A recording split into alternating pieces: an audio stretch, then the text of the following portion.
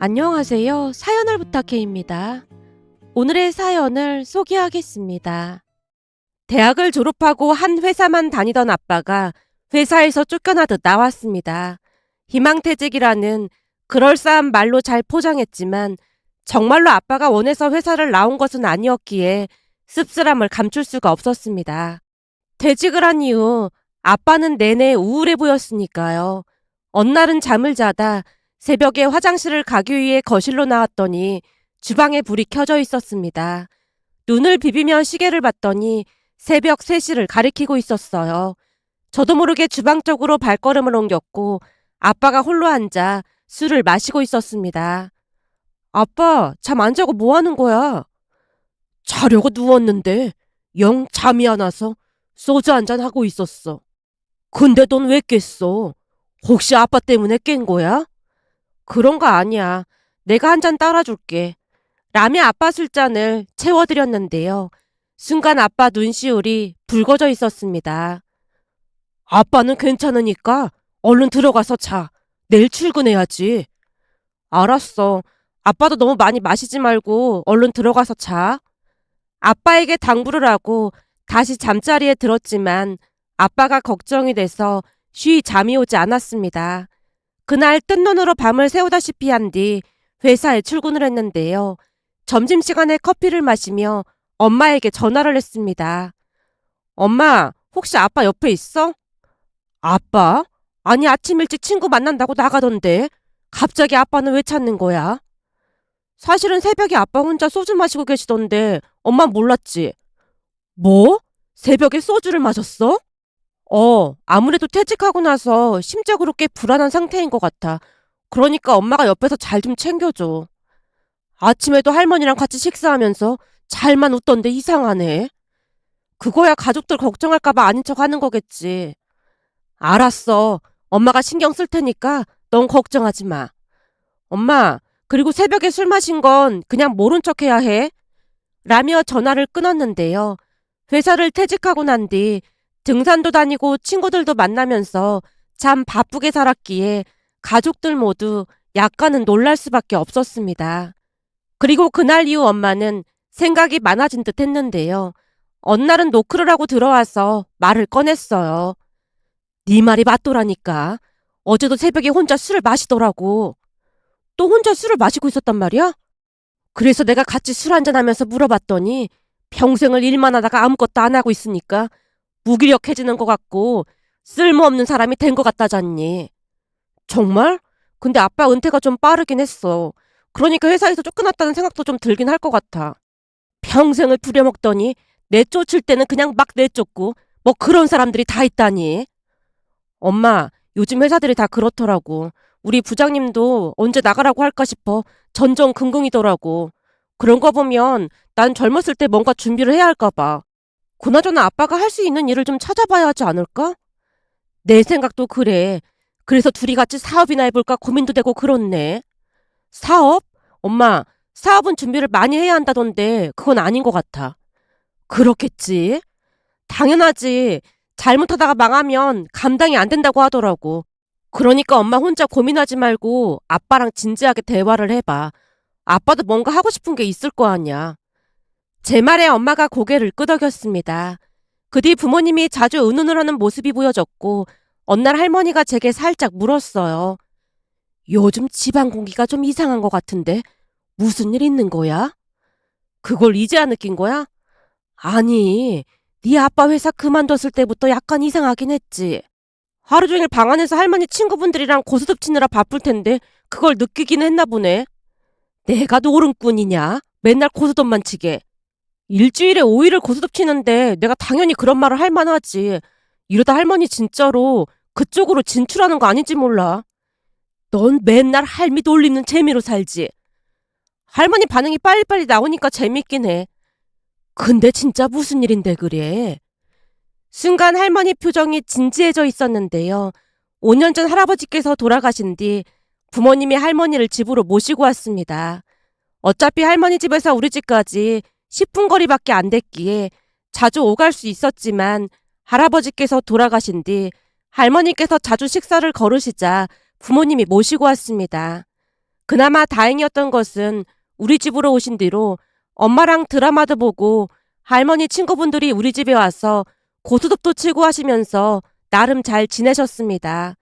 잘 지내셨다는 말보다는 아주 만족해 하셨다는 말이 더 어울릴 것 같네요. 엄마보다 더 바쁜 하루를 보내셨으니까요. 워낙 바쁘게 지내시다 보니 집안 분위기를 눈치채지 못하다가 시간이 갈수록 부모님이 뭔가 심각한 표정으로 대화를 하자 무슨 일인가 싶어서 제게 물었던 것 같았습니다. 대체 무슨 일인데 둘이 저렇게 심각한 거야? 아빠가 회사 그만두고 좀 무기력해진 것 같아서 아빠가 할 수 있는 일을 찾으려고 하는 것 같아. 아니, 내내 회사 다녔으면 이제 좀 쉴 때도 됐지. 무기력하긴 뭐가 무기력해. 아빠는 일할 때가 더 좋았던 것 같아. 그럼 무슨 사업이라도 한다는 거야? 그건 내가 말렸는데 나도 잘은 모르겠어. 제가 대충 대답하고 말았는데요. 그 뒤에도 부모님은 끊임없이 대화를 하는 듯해 보였습니다. 그러던 어느 날은 드디어 엄마 아빠가 선포하듯 말했어요. 우리가 곰곰이 생각해봤는데 우리 귀농하기로 했어요. 뭐? 귀농? 내가 잘못 들은 거지?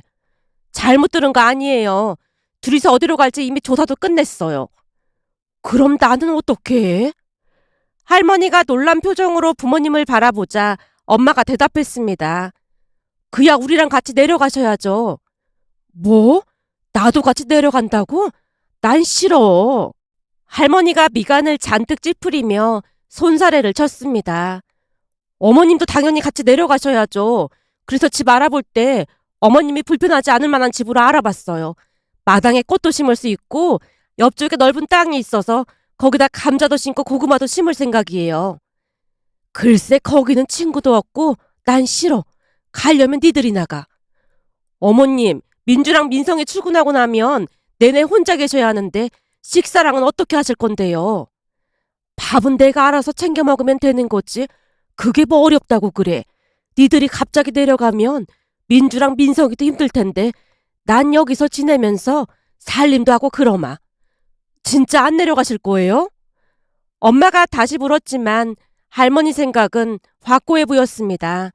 어쩌면 그게 당연할 수도 있겠다 싶었는데요. 할머니는 지금껏 내내 서울에서만 사셨으니까요. 할머니가 워낙 완강하게 말하는 모습에 제가 조용히 입을 열었습니다. 그냥 여기 계시라고 해. 엄마 같으면 내려가고 싶겠어?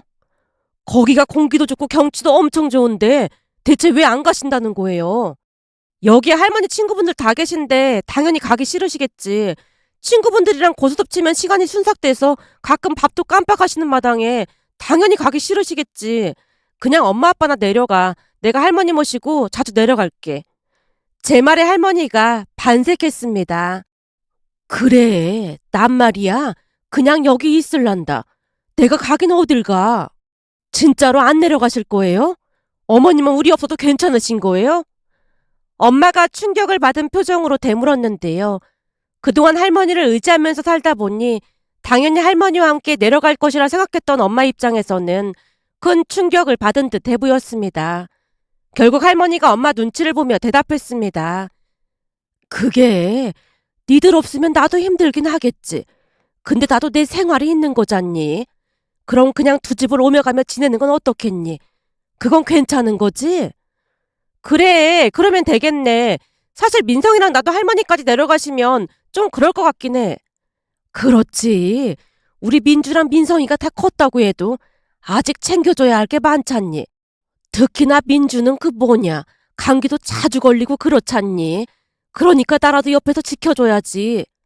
그렇네. 나 감기 걸리면 아무것도 못하고 할머니가 만들어준 흰죽에 간장 찍어 먹으면서 기운 차리잖아. 그렇지. 내가 내려가면 여기는 큰일 난다니까. 민성이는 허구한 날 친구들 만난다고 쏘다니고 주말이면 여행도 가고 그러는데 그러다가 우리 민주가 아프기라도 해봐. 진짜 큰일이지. 할머니가 힘주어 말을 했는데요. 사실 동생은 괜찮았지만 저는 오래전부터 잔병치레가 많다 보니 가족들 걱정이 이만저만이 아니었거든요. 그런데 정말 내려가기 싫은 모양으로 할머니가 저를 방패막이 삼고 있었습니다. 결국 우리의 설득에 엄마도 고개를 끄덕였고 몇 달 뒤 부모님은 귀농을 했습니다. 그냥 작게 농사를 짓는 게 전부였지만 두 분은 귀농이라고 광조하곤 했습니다. 그리고 할머니는 지방과 서울을 오가며 지냈는데요. 할머니가 내려가신다고 하면 제가 기차역까지 모셔다 드렸고 부모님이 기차역에서 기다리고 계시다가 모시고 가곤 했어요.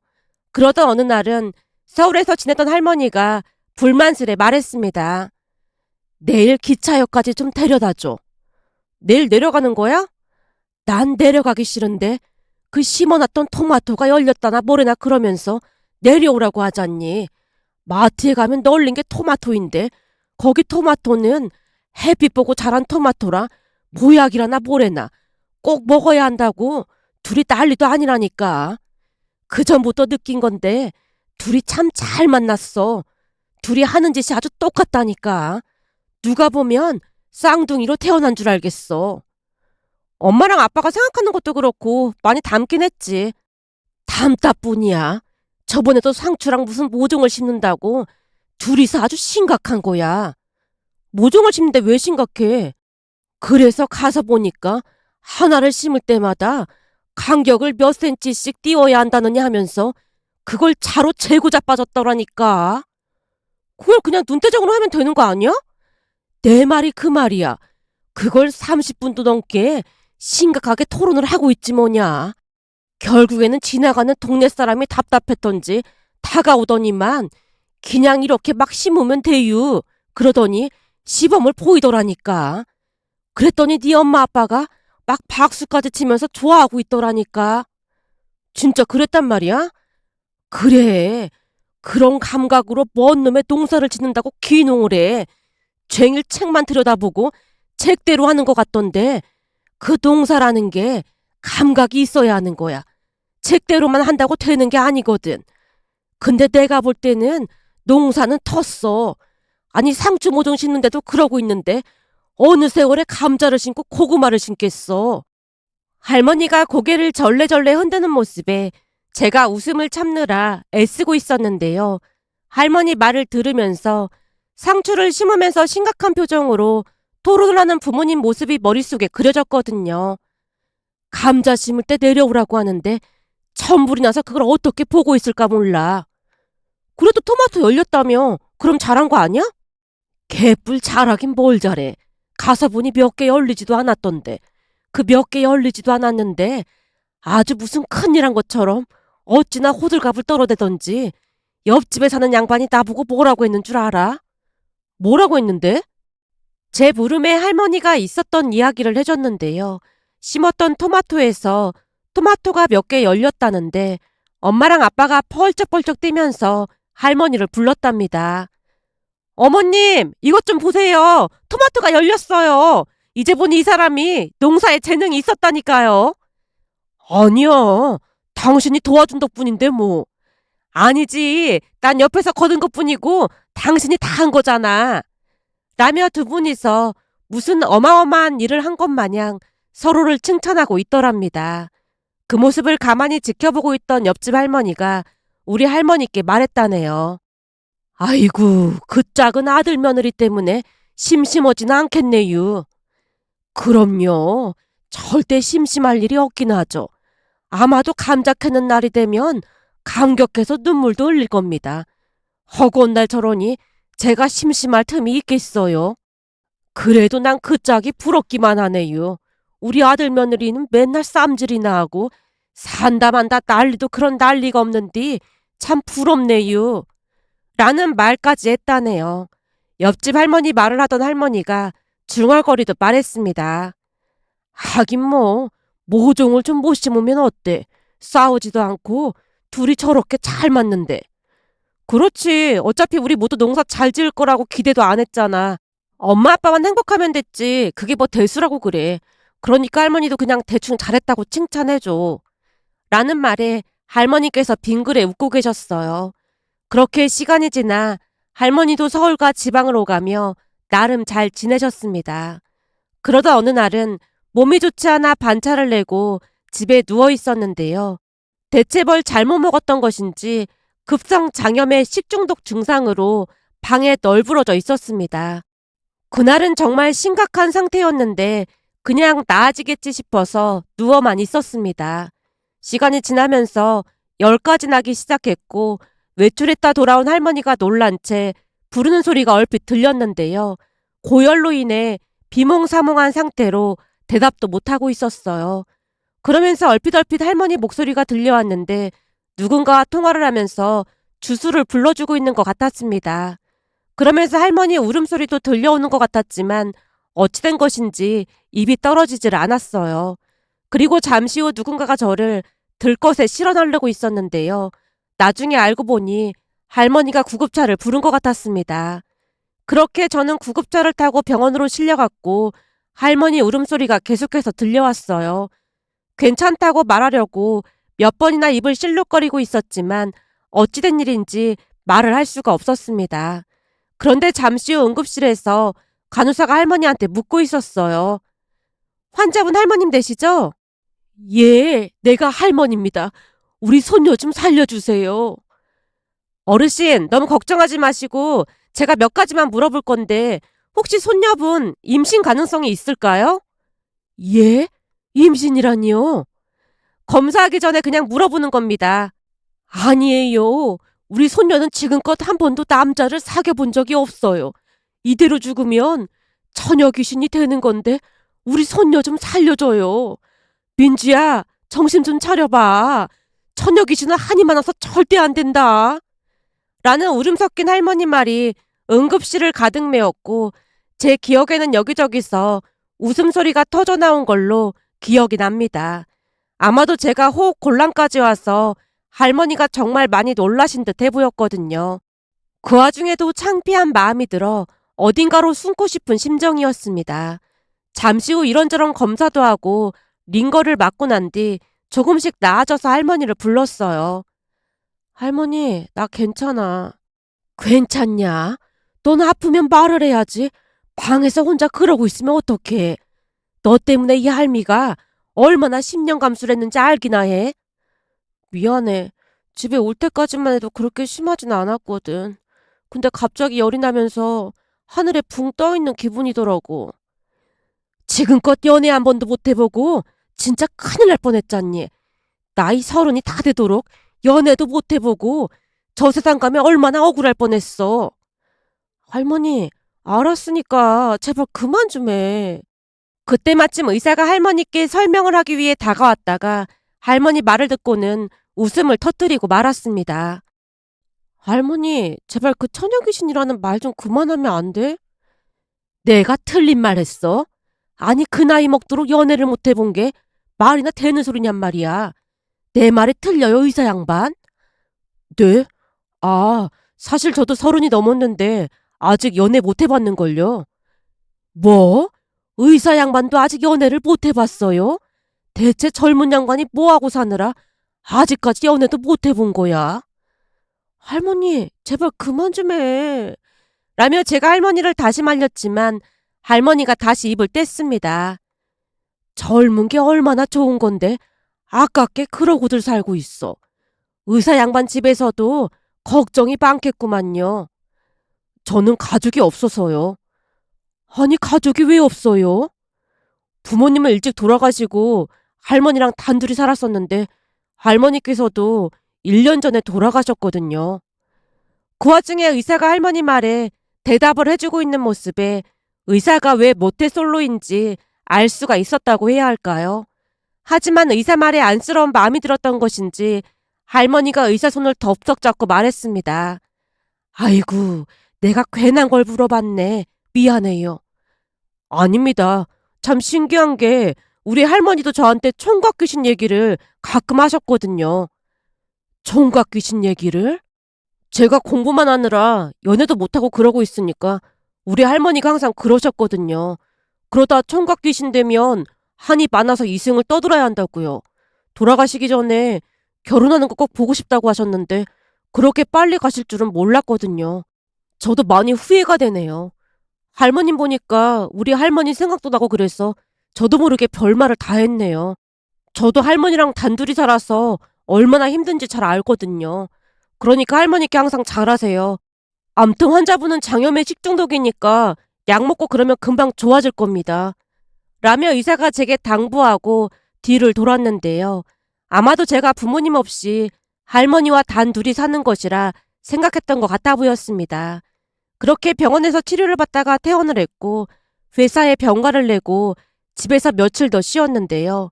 며칠 뒤 할머니가 제게 놀라운 말을 꺼내는 게 아니겠어요. 저기 그때 응급실에서 봤던 그 의사 말이야. 의사? 누구 말하는 건데? 왜 그때 그 총각 귀신이라고 했던 그 의사 말이야. 그 의사 어떤 것 같아? 아, 30살이 넘도록 모태솔로라던 그 의사? 그러는 너도 모태솔로면서 뭘 그런 말을 하고 그래. 나야 아직 30이 안 넘었잖아. 제가 입을 삐죽이고 있었습니다.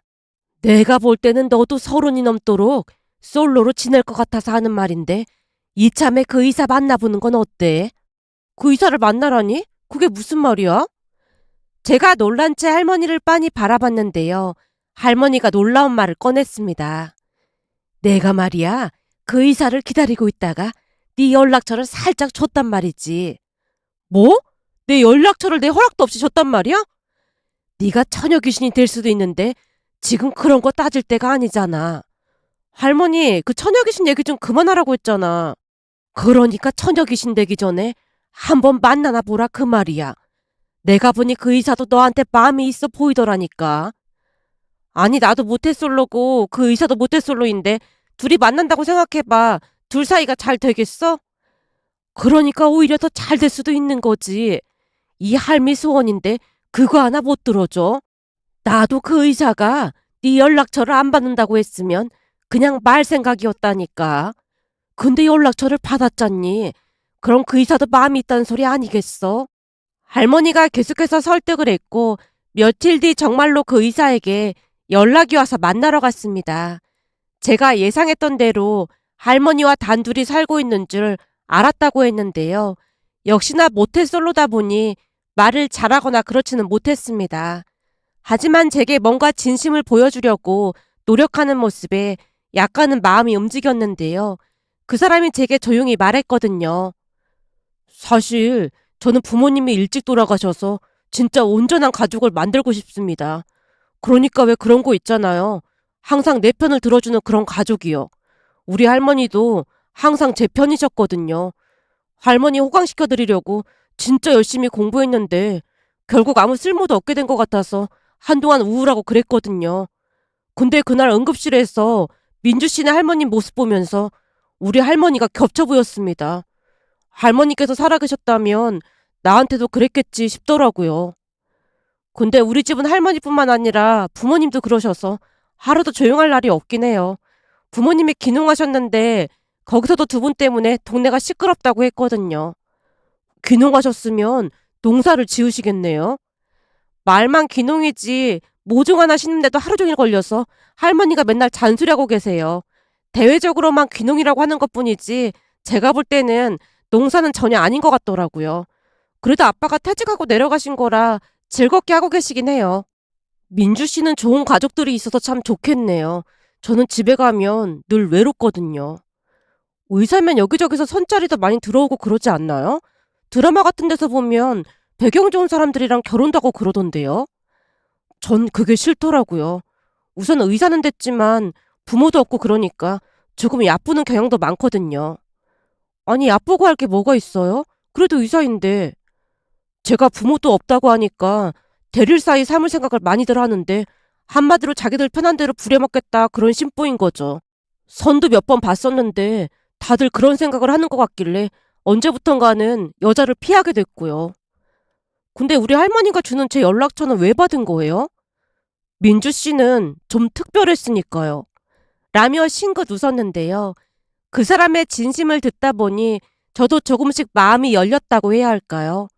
그렇게 우리는 몇 번 더 만나서 식사도 하고 즐거운 시간을 보냈습니다. 물론 데이트를 하는 동안 병원에서 시도 때도 없이 전화가 걸려오기도 했지만 일이다 보니 저는 크게 신경 쓰지 않았고요. 그런데 그런 제 모습이 더욱 마음에 들었던 모양으로 그 뒤에는 더욱 적극적인 모습을 보였고 우리는 얼마 뒤 연인 사이가 됐습니다. 그렇게 1년 반쯤 사귀었을 무렵 할머니까지 모시고 부모님께 인사를 갔는데요. 부모님을 보자마자 할머니가 말했습니다. 보자마자 손주 사윗감이다 싶었다니까.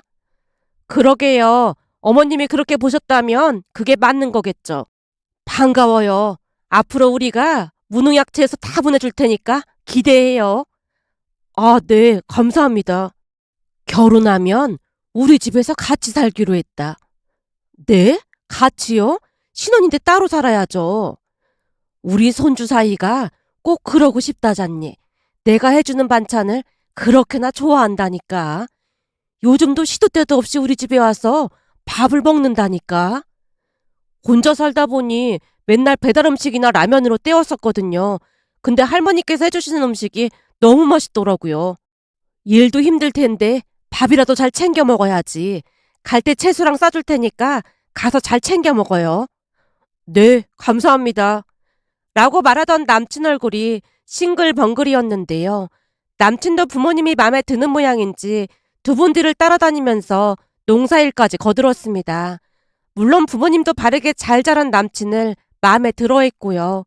그날 마당 평상에서 한우와 삼겹살을 구워 먹으면서 즐거운 시간을 보냈는데요. 아빠가 따라주던 술을 한 잔 마시던 남친이 눈물까지 글썽이는 모습에 가족들이 다들 안타까워했습니다. 앞으로는 우리가 엄마 아버지가 되어줄 테니까 맘 편히 먹고 살도록 해. 네, 어머님, 감사합니다. 라며 눈물을 훔치던 남친을 보며 저도 덩달아 눈물을 훔쳤답니다. 그렇게 우리는 결혼을 했고 할머니와 함께 살고 있는데요. 눈치가 보였던지 동생은 홀로 나가서 자취를 하고 있답니다. 원래도 집에 잘 들어오지 않았던지라 오히려 귀하다 싶어 즐거워하는 모습이었으니까요. 며칠 전에도 부모님이 계신 곳에 가서 즐거운 시간을 보내고 왔는데요. 그러면서 보니 예전과는 다르게 남편 표정이 많이 밝아져 있었습니다. 그 모습을 보며 행복한 마음이 들어 이렇게 글 남겨봅니다. 오늘의 사연은 여기까지였습니다. 즐겁게 보셨다면 구독, 좋아요 부탁드립니다. 고맙습니다.